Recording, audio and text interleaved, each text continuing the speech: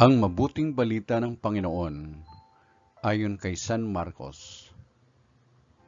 Papuri sa iyo, Panginoon. Noong panahong iyon, mula sa sinagoga, si Jesus ay nagtuloy sa bahay na Simon at Andres.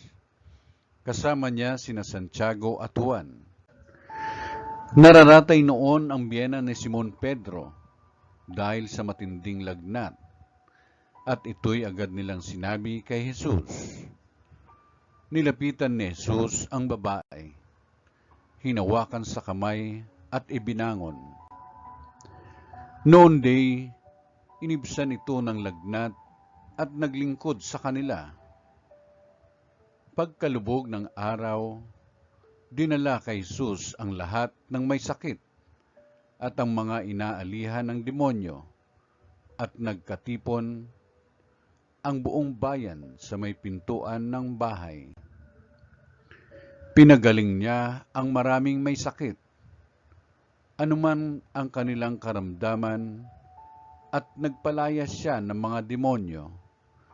Hindi niya hinayaang magsalita ang mga ito, sapagkat alam nila kung sino siya.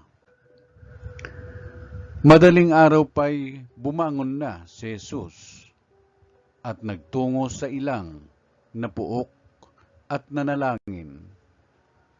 Hinanap siya ni Simon at kanyang mga kasama.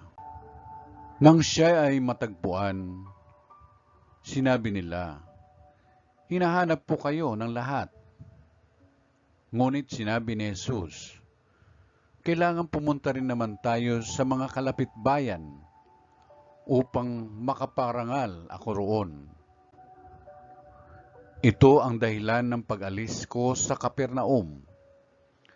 At nilibot niya ang buong Galilea na nangangaral sa mga sinagoga at nagpapalayas ng mga demonyo. Ang mabuting balita ng Panginoon. Pinupuri ka namin, Panginoong Jesucristo.